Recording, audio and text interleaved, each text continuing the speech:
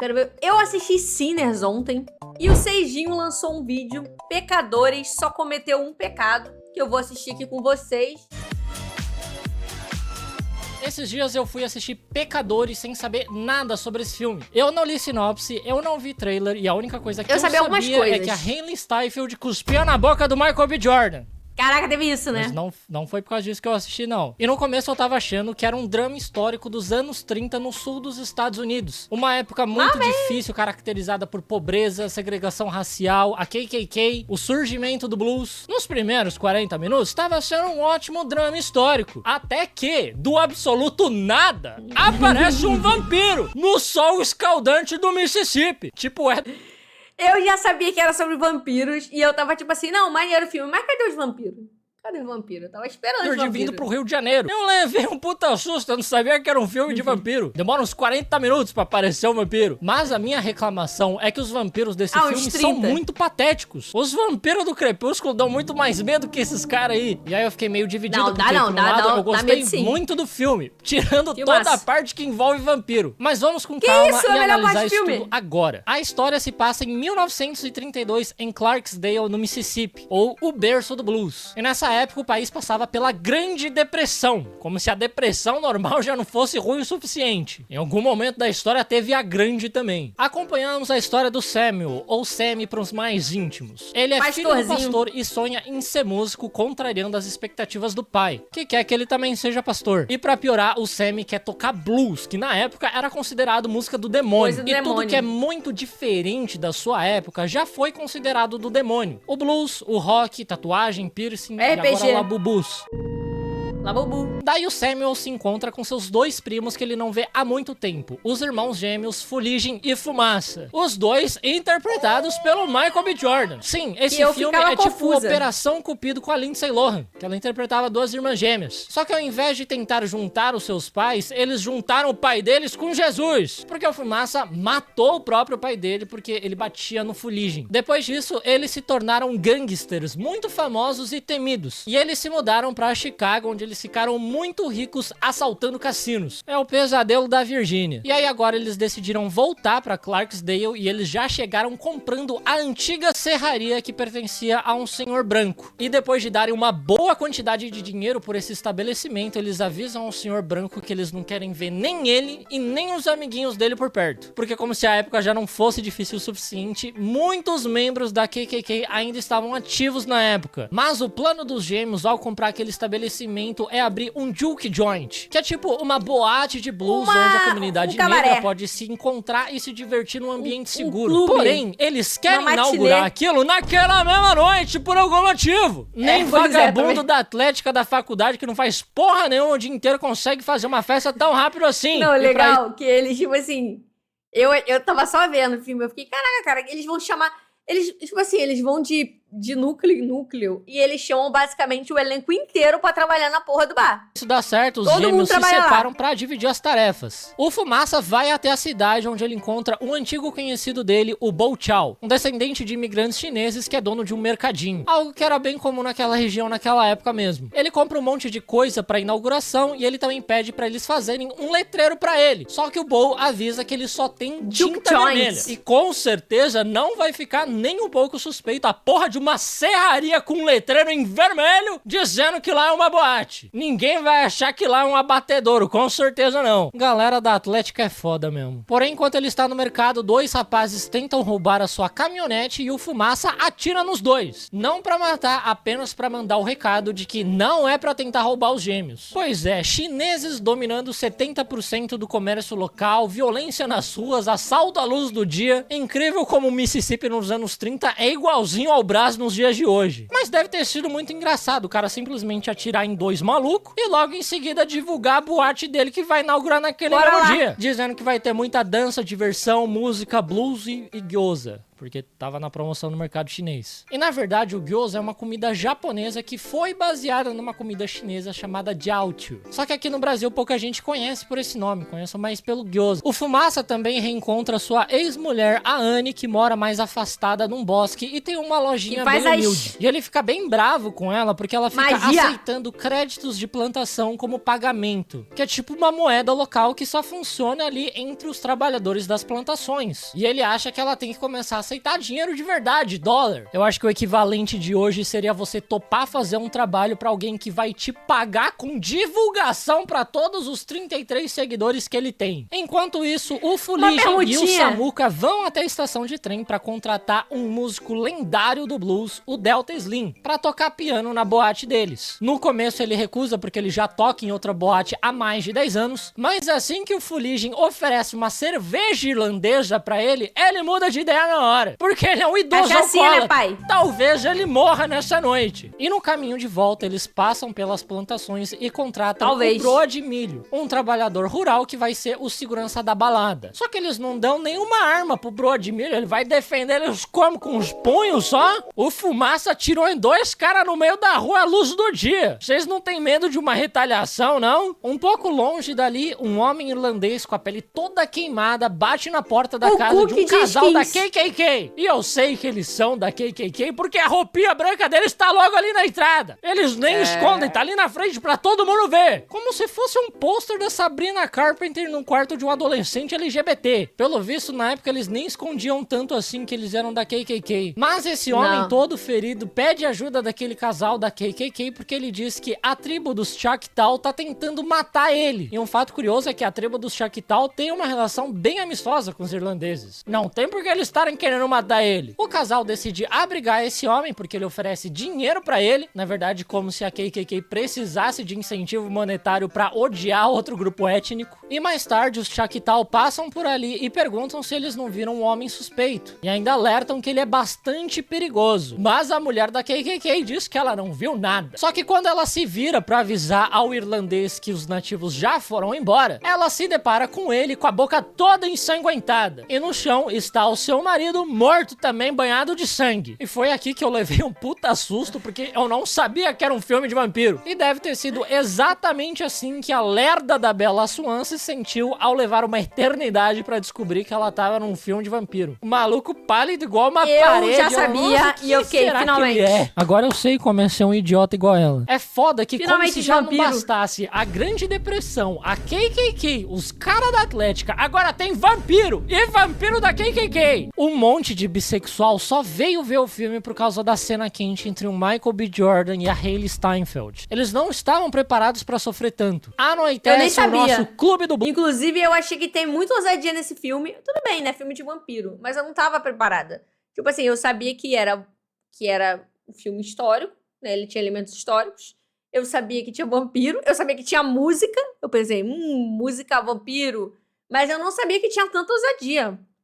Aí eu fiquei, realmente faz sentido, mas eu fiquei assim, um pouco... Pulse abre as portas para as dezenas de convidados que vêm chegando aos poucos. Não tava esperando e duas convidadas muito especiais agitam a noite. A primeira delas, chamada Perline, é uma moça que o Samuel conheceu na estação de trem. Ela é uma mulher casada e mesmo assim ele convidou ela e ficou flertando com ela a noite inteira. Não só isso, né? Como ele também lambeu a xoxota dela. E é impressionante como o cara do violão sempre é um comedor de casada em qualquer época da história. Agora eu entendo porque falam que é do demônio. Esse instrumento amaldiçoado. E a outra convidada, que na verdade não foi convidada, é a Mary. Uma mulher branca que é amiga de infância do Fumaça e do Fuligem. E também é a ex do Fuligem. A mãe dela morreu faz 2 dias e ela ficou muito chateada que nenhum dos gêmeos foi no velório. Até porque foi a mãe dela que criou os 2 rapazes. Pois é, a menina namora o cara da Atlética e tá esperando alguma maturidade dele. Maluco tá pagando um alcoólatra com cerveja. Não tem como você esperar nada dele. Logo depois, o nosso querido Samuka se apresenta tocando blues e cantando. E o dom musical dele é tão grande, mas tão grande, que transcende o espaço e o tempo, invocando espíritos de várias épocas e lugares. Desde os seus ancestrais africanos até a porra de um DJ no meio da festa. E apesar de ser meio...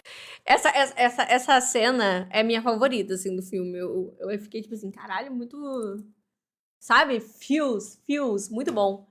Quesito ter um DJ ali é um poder muito simbólico, que representa um pedacinho ali da história africana. Tem tudo a ver com o tema do filme. Dito isso, eu jamais usaria esse poder. Eu acho que eu não ia gostar se eu sem querer invocasse um bisavô ultraconservador meu que ia ficar me chamando de viado do chapéu. Eu tenho certeza que ia acabar com o clima da festa. E esse poder, apesar de muito irado, ele também acaba atraindo o mal. Pois o Remick, aquele vampiro que transformou o casal da KKK em vampiro, aparece na frente da boate fingindo ser uma trupe de artistas que escutou a música do Samuel lá de longe e também quer tocar lá dentro. Porém, os gêmeos barram eles acham eles meio sus. Afinal de contas, tem muito membro da KKK ativo naquela região ainda. E mesmo que eles não sejam racistas, eles ainda são de um grupo muito odiado, os músicos. Mas logo depois que eles vão embora, o Fuligin conta pra Mary que eles já estão tomando prejuízo com a boate, porque eles estão aceitando como pagamento créditos de plantação, que é uma moeda que só funciona ali com trabalhadores da plantação. É tipo o Clube Penguin. Então a projeção é que eles venham à falência dentro de 2 meses. E é exatamente esse o tipo de competência que você espera da galera da Atlética. A Mary então decide ir lá fora ver se aqueles 3 artistas brancos têm dinheiro pra gastar lá dentro. E o Remick mostra que ele tem bastante moeda antiga de ouro, como se fosse uma taverna medieval lá. Quer dizer, já é melhor do que o dinheiro do banco imobiliário, mas ainda assim, né, cara? Mas a Mary também acha eles muito esquisitos e decide ir embora. Antes que ela pudesse fazer isso, porém, o Remick morde ela e transforma ela numa vampira. Depois, ela entra novamente na boate com a autorização do Broa de Milho, porque vampiro tem esse lance de que eles não podem entrar num lugar sem autorização. Só se você for convidado. E aí, lá dentro, ela vai lá e seduz o Fuligin, o que não é uma tarefa muito difícil. Eles entram no quartinho e de tanta sede de sangue, ela começa a babar, tal qual um pug vendo uma coxa de frango. Mas o Fuligin, em toda a sua inocência, pensa que é apenas muito tesão. E é óbvio que o cara da Atlética vai pensar que todo mundo morre de tesão por ele, né? O Fumaça entra no quarto e flagra ela devorando o Fuligin, e se ele já não tivesse morto, o irmão dele nunca mais ia deixar ele namorar uma menina branca. Imediatamente o Fumaça enche a garota de bala, mas ela sobrevive e sai correndo dali, dizendo que eles vão matar todo mundo. Eu só não sei porque que ela simplesmente já não mata todo mundo agora. Não tem nada impedindo ela de fazer isso. Aliás, na verdade, eu não sei porque que ela não entrou na balada e deu autorização pros outros vampiros entrarem também. Que aí eles já matavam todo mundo, né? Mas quem sou eu pra dar alguma sugestão? Não, mas eu acho que não pode. Eu acho que, tipo assim,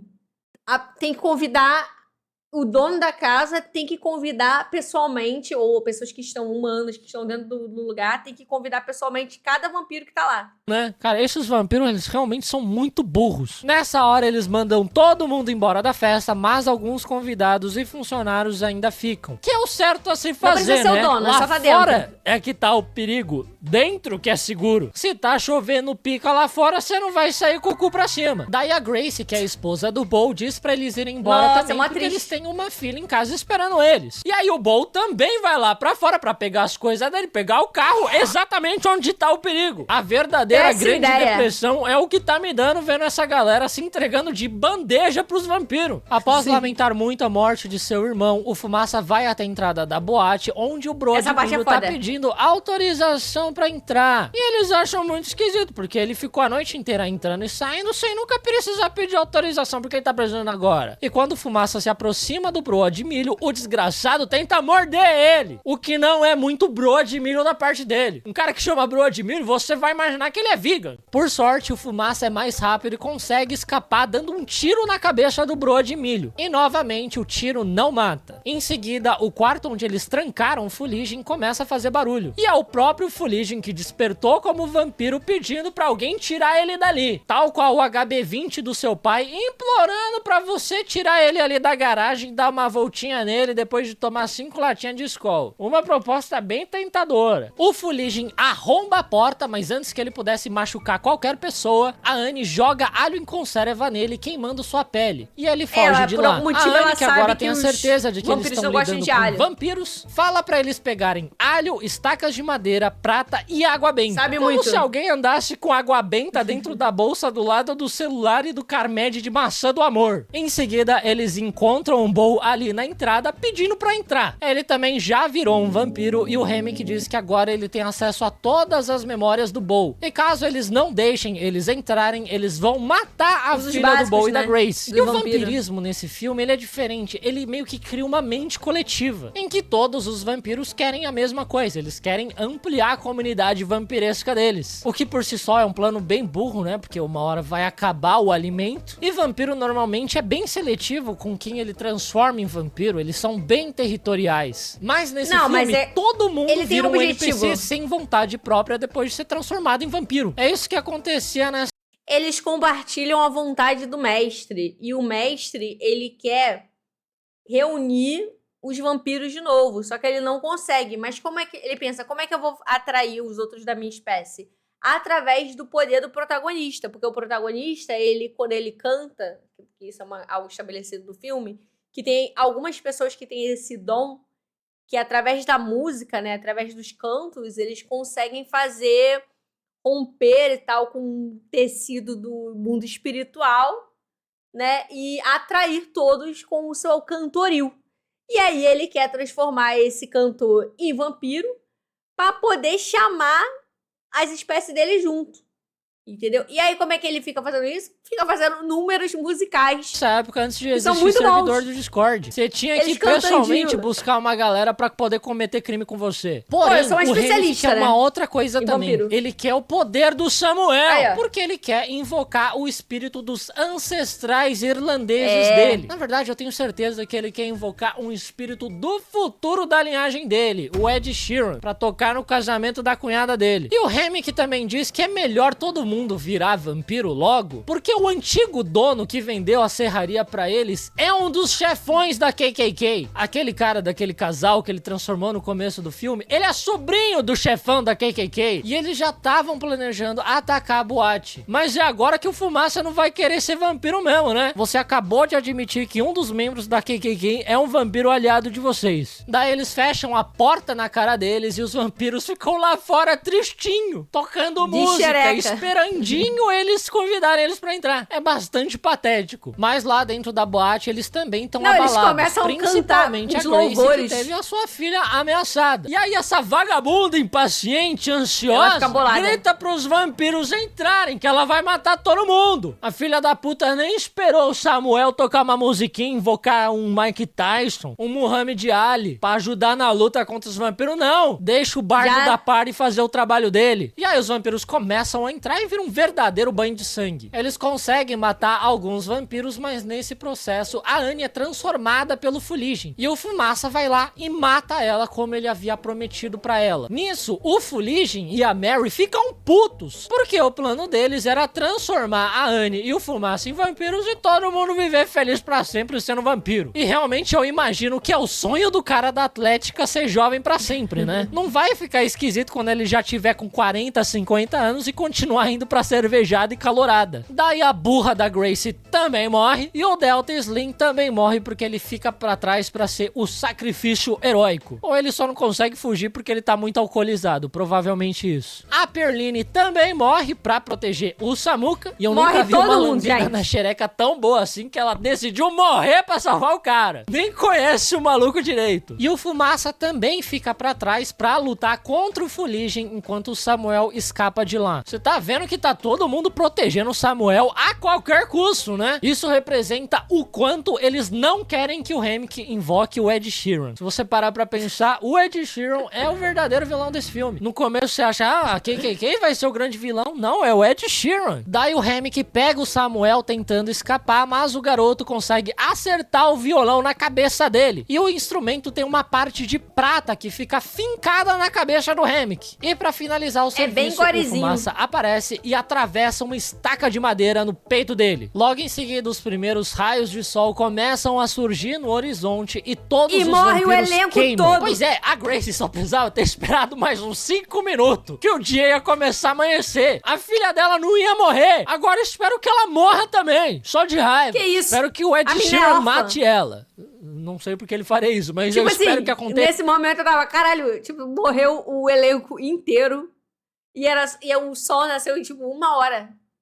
E morreu todo mundo. Tipo assim, gente, Só 2 personagens ficaram vivos. Daí o Samuel volta pra igreja do pai, e todo ensanguentado, machucado, pra dizer a ele que ele vai escolher a carreira de músico. Por mais que talvez ele acabe invocando o Satanás toda vez que ele for tocar um Legião Urbana. Enquanto isso, o Fumaça fica lá na boate esperando a chegada dos membros da KKK, que tinham se planejado pra atacar a boate de manhã. O que não é um bom plano, né? Porque de manhã a festa já acabou, só vai ter uns bêbados e os funcionários. Graças a Deus, nenhum vilão é muito esperto nesse filme. Enfim, o Fumaça fica de tocaia esperando eles chegarem, e aí ele sai metralhando todo mundo. Ele também acaba sendo atingido por uma bala nesse processo, e ele se senta pra morrer pacificamente enquanto ele fuma um cigarro. Literalmente o sonho de todo homem morrer dessa forma. Bom, 60 anos se passam e o Samuel já é um idoso que teve uma brilhante carreira musical. Com o dom dele, eu não sei como ele não causou outro apocalipse, mas tudo bem. Né? E aí, numa noite, ele acaba encontrando o Fuligem e a Mary, que sobreviveram naquela noite. E é claro, é óbvio que eles estão vestidos iguaizinhos a 2 jovens da Atlética da AMB Morumbi. Mas eles não vieram fazer mal nenhum ao Samuel. Eles prometeram ao Fumaça que eles não fariam. Eles meio que só vieram se despedir do Samuel porque ele já tá morrendo. E aí os 3 conversam e eles concordam que aquele dia da boate foi o melhor dia da vida deles. Tirando toda a matança. Cara, a memória deles deve estar bem distorcida pra eles acharem que esse foi o melhor dia da vida deles, né? O dia que, de fato, tudo aconteceu, né? Ninguém vai viver um musical de ataque vampírico qualquer dia, né? Infelizmente, esse pode ser um dos sintomas de uma depressão. Talvez até uma grande depressão. Bom vídeo, bom vídeo. Bom filme. Bom filme. Eu gostei.